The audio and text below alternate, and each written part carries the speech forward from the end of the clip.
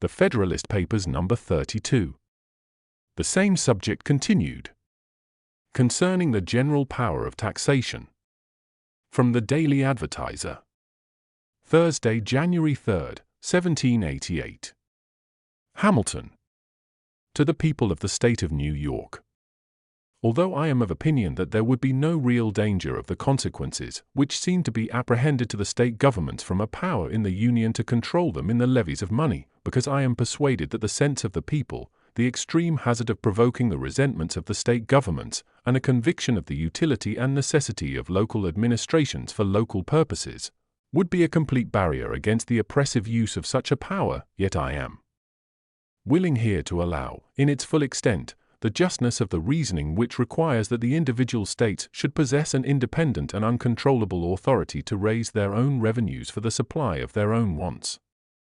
And making this concession, I affirm that, with the sole exception of duties on imports and exports, they would, under the plan of the Convention, retain that authority in the most absolute and unqualified sense, and that an attempt on the part of the national government to abridge them in the exercise of it would be a violent assumption of power, unwarranted by any article or clause of its Constitution.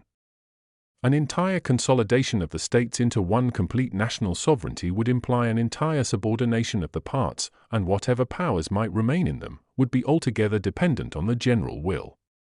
But as the plan of the Convention aims only at a partial union or consolidation, the state governments would clearly retain all the rights of sovereignty which they before had, and which were not, by that act, exclusively delegated to the United States.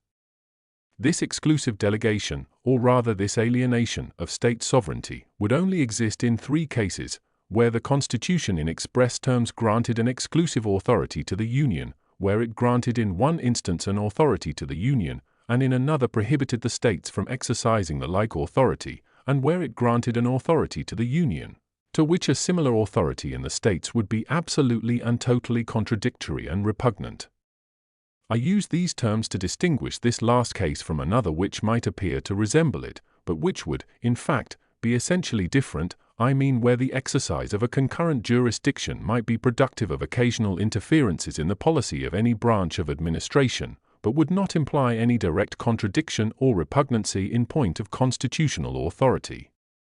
These three cases of exclusive jurisdiction in the federal government may be exemplified by the following instances. The last clause, but one in the 8th section of the first article, provides expressly that Congress shall exercise exclusive legislation over the district to be appropriated as the seat of government.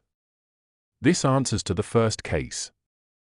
The first clause of the same section empowers Congress to lay and collect taxes, duties, imposts, and excises, and the second clause of the 10th section of the same article declares that no state shall, without the consent of Congress, lay any imposts or duties on imports or exports, except for the purpose of executing its inspection laws. Hence would result an exclusive power in the Union to lay duties on imports and exports, with the particular exception mentioned, but this power is abridged by another clause, which declares that no tax or duty shall be laid on articles exported from any state, in consequence of which qualification, it now only extends to the duties on imports. This answers to the second case. The third will be found in that clause which declares that Congress shall have power to establish an uniform rule of naturalization throughout the United States. This must necessarily be exclusive, because if each state had power to prescribe a distinct rule, there could not be a uniform rule. A case which may perhaps be thought to resemble the latter, but which is in fact widely different, affects the question immediately under consideration. I mean the power of imposing taxes on all articles other than exports and imports. This, I contend, is manifestly a concurrent and co-equal authority in the United States and in the individual states. There is plainly no expression in the granting clause which makes that power exclusive in the Union.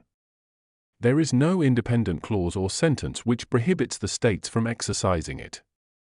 So far is this from being the case, that a plain and conclusive argument to the contrary is to be deduced from the restraint laid upon the states in relation to duties on imports and exports. This restriction implies an admission that, if it were not inserted, the states would possess the power it excludes, and it implies a further admission that as to all other taxes, the authority of the states remains undiminished. in any other view it would be both unnecessary and dangerous. It would be unnecessary, because if the grant to the Union of the power of laying such duties implied the exclusion of the states, or even their subordination in this particular, there could be no need of such a restriction. It would be dangerous, because the introduction of it leads directly to the conclusion which has been mentioned, and which, if the reasoning of the objectors be just, could not have been intended. I mean that the states, in all cases to which the restriction did not apply, would have a concurrent power of taxation with the Union. The restriction in question amounts to what lawyers call a negative pregnant, that is, a negation of one thing, and an affirmance of another, a negation of the authority of the states to impose taxes on imports and exports, and an affirmance of their authority to impose them on all other articles. It would be mere sophistry to argue that it was meant to exclude them absolutely from the imposition of taxes of the former kind, and to leave them at liberty to lay others subject to the control of the national legislature. The restraining or prohibitory clause only says that they shall not, without the consent of Congress, lay such duties, and if we are to understand this in the sense last mentioned, the Constitution would then be made to introduce a formal provision for the sake of a very absurd conclusion, which is, that the states, with the consent of the national legislature, might tax imports and exports, and that they might tax every other article, unless controlled by the same body. If this was the intention, why not leave it, in the first instance, to what is alleged to be the natural operation of the original clause, conferring a general power of taxation upon the Union? It is evident that this could not have been the intention, and that it will not bear a construction of the kind. As to a supposition of repugnancy between the power of taxation in the states and in the Union, it cannot be supported in that sense which would be requisite to work an exclusion of the states. It is, indeed, possible that a tax might be laid on a particular article by a state, which might render it inexpedient that thus a further tax should be laid on the same article by the Union, but it would not imply a constitutional inability to impose a further tax. The quantity of the imposition, the expediency or inexpediency of an increase on either side, would be mutually questions of prudence, but there would be involved no direct contradiction of power. The particular policy of the national and of the state systems of finance might now and then not exactly coincide, and might require reciprocal forbearances.